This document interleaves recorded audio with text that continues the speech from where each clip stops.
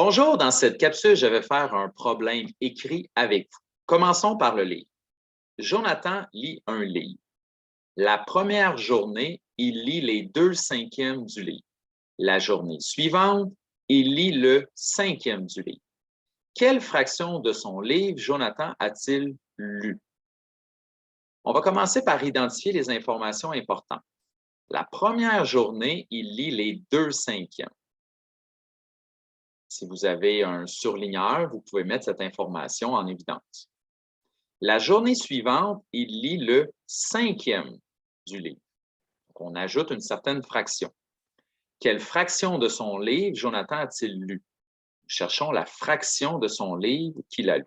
Donc, ce qu'on va devoir faire ici, c'est une addition de fractions.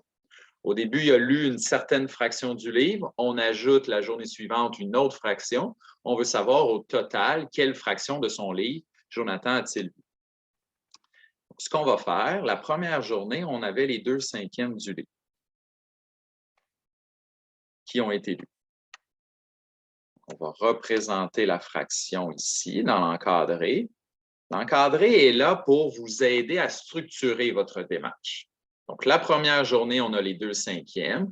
On effectue ici une addition parce qu'on veut savoir au total quelle fraction du livre a été lue. On va additionner ce qui a été lu pendant la journée suivante. La journée suivante, c'était le 1/5. 1/5, c'est la fraction 1 sur 5. 2/5 plus 1/5 sont des fractions que nous pouvons additionner car les dénominateurs sont identiques. Ce sont des tout partagés de la même façon. Lorsque ça se produit, on peut additionner les numérateurs. Des 5e peuvent s'additionner avec d'autres 5e. On en a 2, on en ajoute 1. Nous avons 3/5.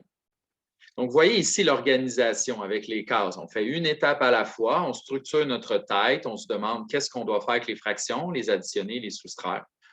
On place ça au bon endroit et ensuite, on peut compléter l'exercice. Donc, je vous laisse faire les exercices suivants. Merci et bon travail.